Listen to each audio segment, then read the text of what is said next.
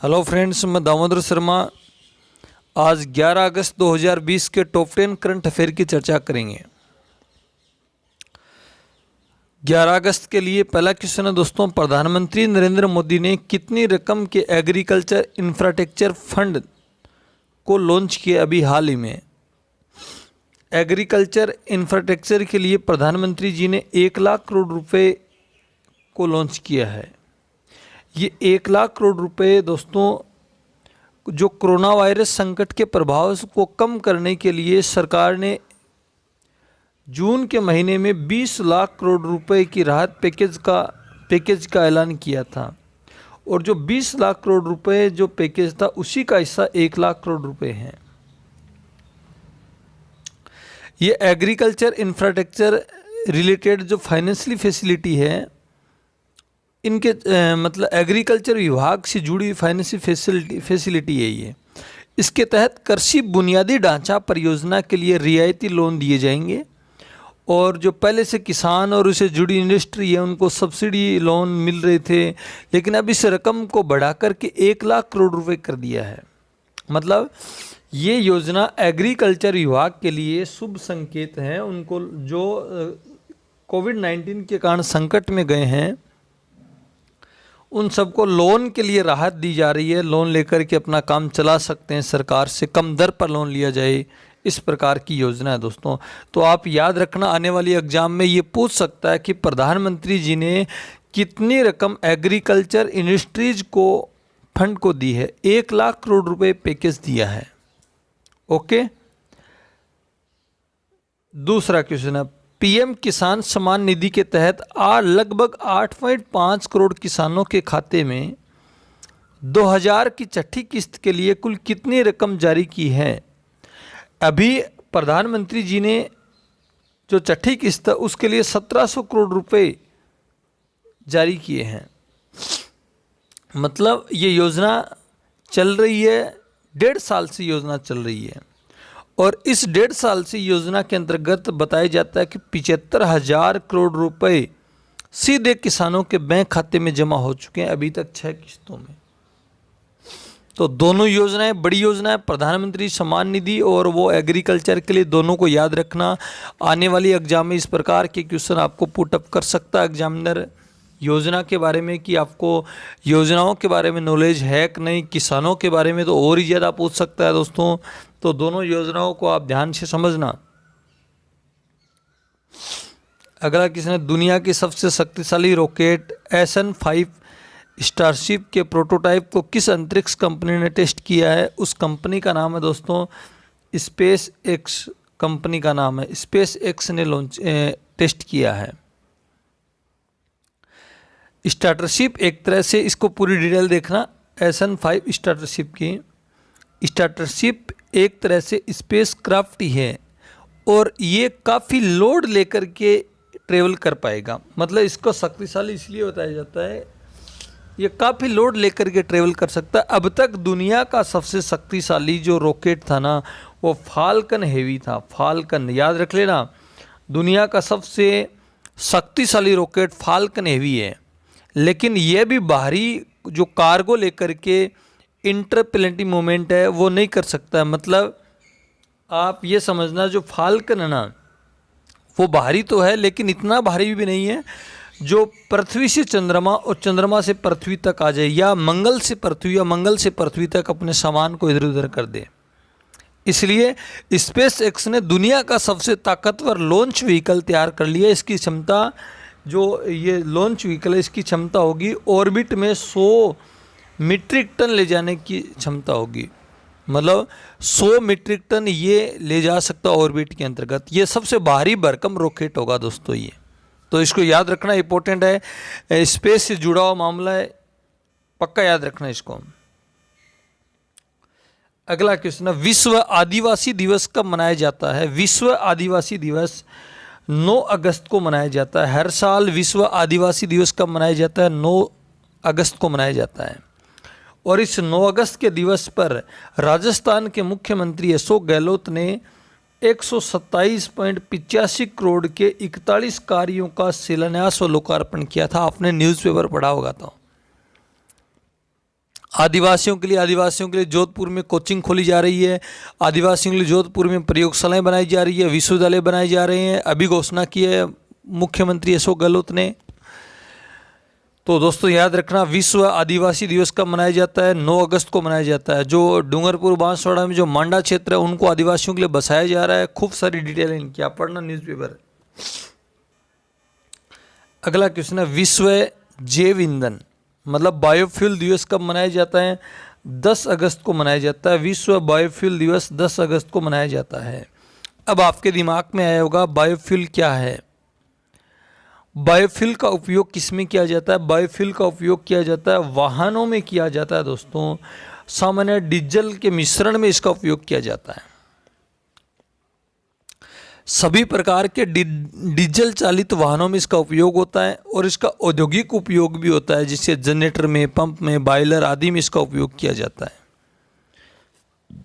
समझे बात में बायोफ्यूल की? बायोफ्यूल के बारे में राजस्थान की आप चर्चा करोगे दोस्तों, राजस्थान बायोफ्यूल नीति लागू करने वाला पहला राज्य है। याद रखना, बायोफ्यूल नीति लागू करने वाला देश का पहला राज्य राजस्थान है।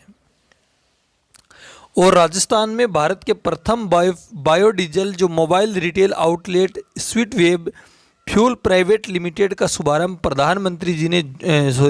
मुख्यमंत्री जी ने जोधपुर में किया था। मतलब देश के पहले biodiesel mobile retail outlet Sweetwave fuel private limited का शुभारंभ मुख्यमंत्री ने जोधपुर में किया था। अच्छा दोस्तों, बायोफ्यूल नीति लागू करने वाला राजस्थान देश का पहला राज्य है।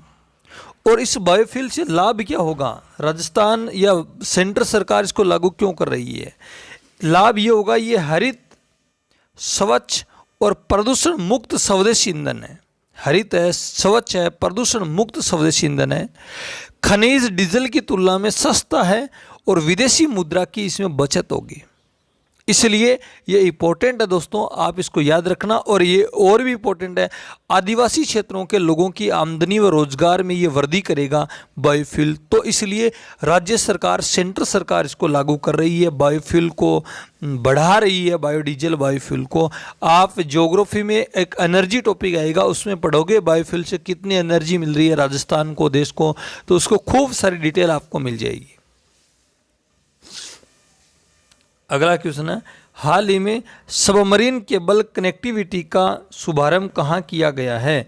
अभी प्रधानमंत्री जी ने ऑनलाइन जो वीडियो कॉन्फ्रेंसिंग के जरिए अंडमान निकोबार द्वीप में सबमरीन केबल कनेक्टिविटी का शुभारंभ किया है। आपने लाइव देखा होगा प्रधानमंत्री जी को। जो सबमरीन केबल है, इसका कनेक्टिविटी का शुभारंभ क्यों किया गया? ब्रॉडबैंड सेवा को लागू करने के लिए, अंडमान निकोबार में नेट सुविधा को ज़्यादा बढ़ाने के लिए, अच्छी करने के लिए सबमरीन केबल कनेक्टिविटी का शुभारंभ प्रधानमंत्री जी ने अंडमान निकोबार में किया। मतलब ये सबमरीन केबल चेन्नई से पोर्ट ब्लेयर और पोर्ट ब्लेयर से लिटिल अंडमान और पोर्ट ब्लेयर से स्वराज द्वीप, इस प्रकार से इन द्वीपों पर इस केबल को बिछाया गया है, जिससे अंडमान निकोबार में पर्यटक बढ़ सके। पर्यटक आएगा, इंटरनेट कनेक्टिविटी अच्छी देखेगा, रुकेगा, तो अंडमान निकोबार के लोगों को रोजगार ज़्यादा मिलेगा और रोजगार ज़्यादा मिलेगा तो वो आत्मनिर्भर बनेंगे। इस प्रकार से प्रधानमंत्री जी ने अंडमान निकोबार के लोगों को ज़्यादा से ज़्यादा नेट से कनेक्ट करने के लिए ये सबमरीन केबल कनेक्टिविटी का शुभारंभ किया है। ये उस समय की योजना दोस्तों, 30 दिसंबर 2018 को प्रधानमंत्री जी अंडमान निकोबार गए थे। वहाँ द्वीपों के नाम चेंज किए थे, शहीद द्वीप, स्वराज द्वीप, इस प्रकार से, और वहाँ पर इसका शुभारंभ किया था। कल इसका उद्घाटन कर दिया और अंडमान निकोबार के लोगों को सबमरीन केबल से नेट की सुविधा मिलेगी। समझे बात को?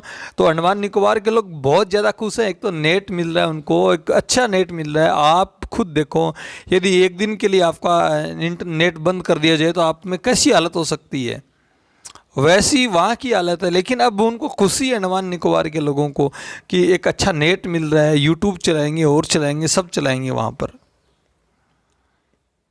ओके, अच्छा, हाल ही में केवीआईसी ने किस राज्य में रेशम प्रशिक्षण सह उत्पादन केंद्र खोला है? केवीआईसी दोस्तों खादी व ग्रामोद्योग है, उसने रेशम प्रशिक्षण सह उत्पादन केंद्र अरुणाचल प्रदेश में खुला है। अरुणाचल की जब बात करोगे दोस्तों, अरुणाचल प्रदेश के जो मुख्यमंत्री हैं पेमा खांडू हैं। पेमा खांडू अरुणाचल प्रदेश के मुख्यमंत्री हैं।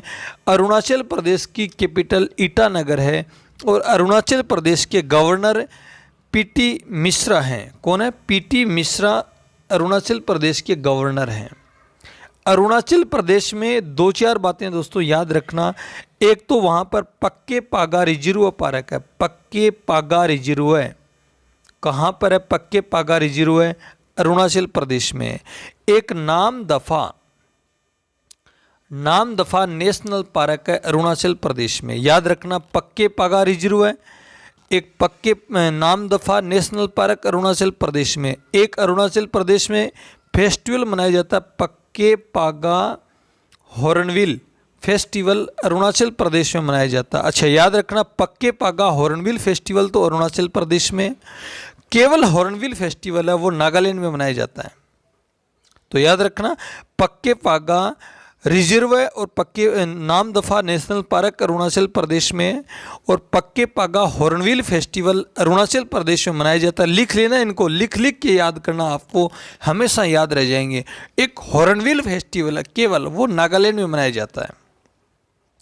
सेंट्रल लेवल की एग्जाम में इस प्रकार के खूब सारे क्वेश्चन आते हैं, आप याद करोगे बाद में कि सर ने हमें करंट जीके के वीडियो में ऐसे क्वेश्चन बताए थे, हमने ध्यान नहीं दिया था उस समय। बाद में आकर के दोबारा वीडियो देखोगे, दोबारा ध्यान दोगे तो क्या फ़ायदा होगा बाद में। अभी से ध्यान देना शुरू कर दो, आपकी लाइफ ऑटोमेटिक बन जाएगी।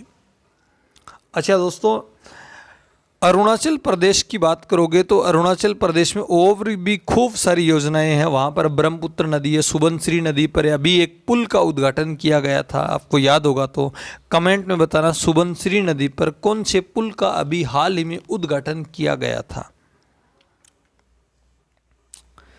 अगला क्वेश्चन है, हाल ही में मालगुडी संग्रहालय का उद्घाटन कहाँ किया गया है? मालगुडी संग्रहालय, मालगुडी का नाम आएगा दोस्तों, मालगुडी गुडी पश्चिम बंगाल में ज़्यादा प्रसिद्ध है, लेकिन ये संग्रहालय है वो कर्नाटक में उद्घाटन किया गया है।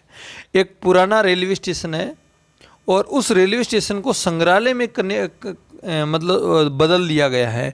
पर्यटकों को आकर्षित करने के लिए पुराने रेलवे स्टेशन को संग्रहालय में बदल दिया गया है, तो उस संग्रहालय का नाम है मालगुडी संग्रहालय। कर्नाटक की बात करोगे, राजधानी बेंगलुरु है, भारत की सिलिकॉन सिटी है, भारत का उद्यानों का नगर है और कर्नाटक के जो सीएम है वो बीएस येदियुरप्पा है। कर्नाटक के गवर्नर बज्जूभाई बाला हैं, बज्जूभाई बाला कर्नाटक के सीएम हैं। कर्नाटक की मैंने कल ही आपको बात बताई थी, गेट सेट गो कार्यक्रम लॉन्च किया था उसने कोचिंग के विद्यार्थियों के लिए, पढ़ने के लिए, खूब सारी योजना कर्नाटक में भी। अगला क्वेश्चन है, हाल ही में रुद्रदेव टंडन को किस देश में भारत का राजदूत नियुक्त किया गया है? अफगानिस्तान में अभी रुद्रदेव टंडन को भारत का नया राजदूत नियुक्त किया गया है। अफगानिस्तान भारत का मित्र राष्ट्र पड़ोसी देश है, पीओके के ऊपर पड़ता है दोस्तों। सबसे कम स्थलीय सीमा लगाने वाला देश अफगानिस्तान ही है। 106 किलोमीटर की स्थलीय सीमा लगती है अफगानिस्तान के साथ। अफगानिस्तान की राजधानी काबुल है। अफगानिस्तान के जो राष्ट्रपति अशरफ गनी हैं, अफगानिस्तान के राष्ट्रपति कौन है? अशरफ गनी अफगानिस्तान के राष्ट्रपति हैं और वहाँ पर रुद्रदेव टंडन को अभी हाल ही में भारत का नया राजदूत नियुक्त किया गया है। तो इन बातों को याद रखना, मित्र राष्ट्र अफगानिस्तान भारत का। अगला क्वेश्चन है, हाल ही में जेम्स कमाला हैरिस का निधन हो गया, वो किस खेल से जुड़े हुए थे? जेम्स कमाला हैरिस वो रेसलर थे, WWE के रेसलर थे वो, और जिनका हाल ही में निधन हो गया। तो इन बातों को याद रखना दोस्तों, आपको पूछ लेगा जेम्स कमाला हैरिस किस खेल से जुड़े हुए थे? WWE के रेसलर थे। तो टॉप 10 करंट अफेयर है दोस्तों, इंपॉर्टेंट है। आप एक बार नहीं, दो बार नहीं, 3 बार इसको देखना वीडियो को, और साथ में लिख के याद कर लेना। PDF फाइल भी आप बोलोगे PDF में आपको अवेलेबल करा दूंगा। दोस्तों वीडियो पसंद आए तो लाइक करना, शेयर करना, चैनल को सब्सक्राइब करना। Damodar Sharma always with you. Thank you for watching. Okay.